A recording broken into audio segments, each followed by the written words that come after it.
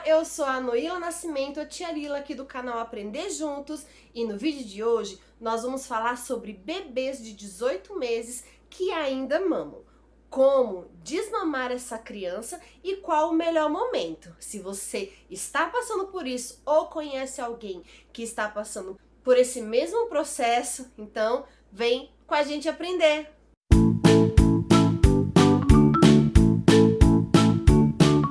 Seja bem-vindo de volta ao canal. E se você é novo por aqui, não perde mais tempo, vai lá, se inscreve, deixa o seu joinha aqui no vídeo e também participe deixando seu comentário aqui embaixo. E como eu já falei lá no início do vídeo, hoje nós vamos falar sobre crianças que já passou de 1 ano, mas ainda gostam muito de mamar.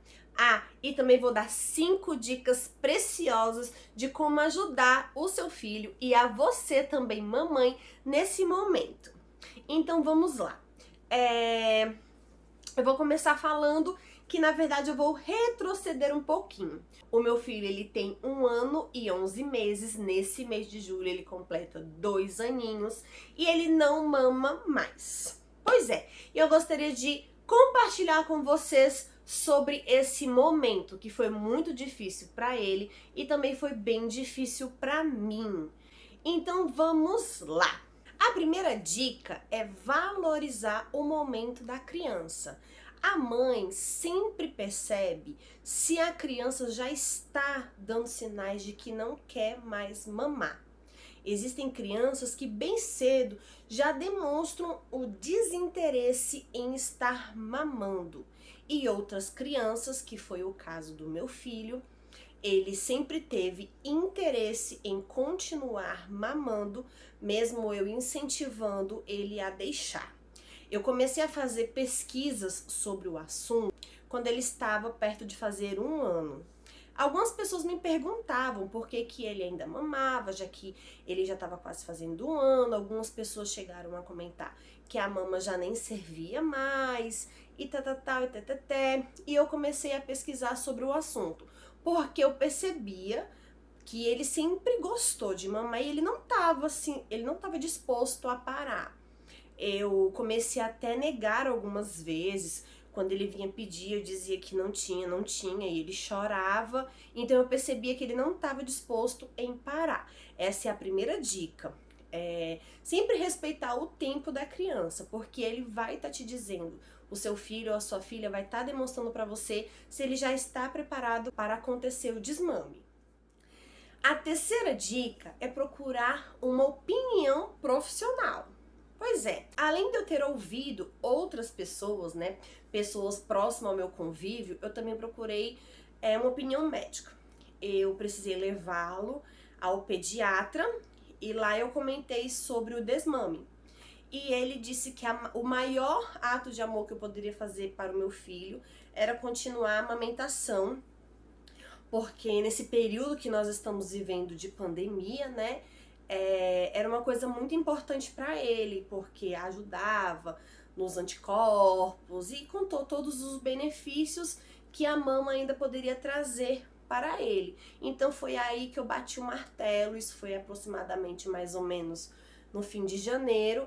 Eu bati o martelo e vou continuar assim amamentando meu filho. Porém, quando foi no fim de fevereiro, aconteceu uma coisa que não foi legal. Foi uma coisa que mexeu com toda a estrutura familiar. Quando foi no fim do mês de fevereiro, o meu filho estava com 18 meses, o meu marido começou a se sentir estranho, começou a se sentir diferente. Uma quentura e um frio e umas sensações muito estranhas no corpo dele. Então ele optou por se isolar num quarto e eu e o nosso filho ficamos sem ter contato com ele. E também o meu filho foi ficar com a minha mãe. E aí, no dia seguinte, meu marido fez o exame e ele testou positivo para Covid. E no dia seguinte, eu comecei a sentir sintomas. Só que, na verdade, eu fiquei muito em dúvida sobre os meus sintomas, porque uma das primeiras coisas que eu comecei a sentir foi febre, porque como meu filho já estava com a minha mãe lá na casa dela, já tinha 2 dias, e os meus peitos estavam muito cheios, eu precisei ordenhar eles, literalmente eu me transformei em uma vaca. Eu precisei estar fazendo massagem com compressa, morna, e de 2 em 2 horas eu vinha com a fraldinha e massageava com hidratante e ficava ordenando, tirando o leite. Então eles ficavam muito duros, eles ficavam muito pedrados. E eu achava que aquela febre poderia ser dos peitos, né? Do leite inchando. E eu fiquei muito na dúvida se era ou não sintomas de Covid. E aí no dia seguinte eu já comecei com uma falta de ar muito grande. E aí eu fiquei me perguntando, será que tinha sido uma boa ideia ter deixado meu filho longe da gente? Porque ele acabou sendo desmamado brutalmente, porque ele ainda queria mamar. E eu precisei ficar tirando o leite, ordenhando o meu leite durante uns 5 dias depois que ele saiu de perto de mim. E minha mãe dizia que ele demorava para dormir, mas mesmo assim ela conseguiu contornar. Como ele basicamente só mamava de noite, a falta que ele sentia do peito era à noite. E por incrível que pareça, era a hora que eu mais sentia febre, o momento que eu mais sentia febre e o momento que eu mais sentia dores no corpo, que era o horário de depois de 8 horas da noite, que era o horário que ele geralmente mamava mais, que ele ficava mais próximo de mim. E eu que sempre pensei em fazer um desmame, sempre estudei sobre fazer um desmame gentil, algo que não fosse dolorido para ele, acabou sendo muito dolorido para ele, que precisou se afastar de mim, da gente, né? Como também foi muito dolorido para mim, porque eu precisava me apertar. Eu não tinha aquela outra bombinha, não tenho bombinha. Eu só tinha aquela de farmácia que machuca muito, não tinha uma outra bombinha mais moderna ou mais tecnológica para me ajudar. Então, isso eu fazia tudo sozinha, eu ficava no quarto porque meu marido não podia ficar próximo a mim. E algumas pessoas me perguntavam por que eu tinha optado por deixar o meu filho com a minha mãe. Então, assim, eu tenho asma crônica, eu tenho bronquite alérgica e asmática, desde que eu me entendo por gente. Então, eu sempre tive muito medo de pegar Covid e não saber o que poderia acontecer comigo. E assim, por um lado, eu fiquei muito triste por acontecer isso tudo com o desmame do Pedro Noah, mas por outro eu tinha muito medo do que poderia acontecer caso ele tivesse com a gente, porque eu fiquei muito mal. Eu fiquei muito mal entre aspas, né? Porque tem gente que precisa ir pro hospital, né? O meu muito mal foi muito mal que pelo menos eu consegui cuidar de mim, né? Claro que eu tive uma rede de ajuda da família que deixava comida lá fora, porque eu não conseguia levantar pra fazer comida, eu não conseguia fazer muita coisa, eu pouco conseguia respirar. Mas a minha saturação ficou boa, eu não tive nada muito forte além da minha própria asma. Então eu fiquei me medicando com a bombinha, o médico falava comigo por telefone e assim a gente foi lidando até eu sair dos dias da quarentena. Quarta dica: tente não se culpar. Pois é, se você tomar uma decisão, tenha em si que você está procurando fazer o melhor para você, o melhor para o seu filho, o melhor para a sua família. Eu, durante um tempo, fiquei refletindo se a decisão de ter pedido para minha mãe levar o meu filho para casa dela tinha sido a melhor das escolhas, porque eu fiquei sofrendo onde eu tava por estar longe dele. Ele ficou sofrendo onde estava porque estava separado da gente. Também acabou acontecendo o desmame dele. E que na verdade eu nem sei se foi um desmame completo. Por que eu fiquei na dúvida? Eu leio muito sobre isso ainda, mas eu acredito que às vezes nem tudo que a gente pesquisa e a gente lê na internet ou em livros acabam acontecendo na nossa realidade. Porque é muito simples e muito fácil sempre achar que a grama do vizinho é mais verde. Mas às vezes também é tudo muito fácil na sua vida, é só você relaxar que tudo tá bem também. E eu tento pensar por esse lado. Por que eu estou dizendo isso? Quando eu voltei, né, a ter contato com meu filho, foi mais ou menos lá pro dia 20 de março, dia 22.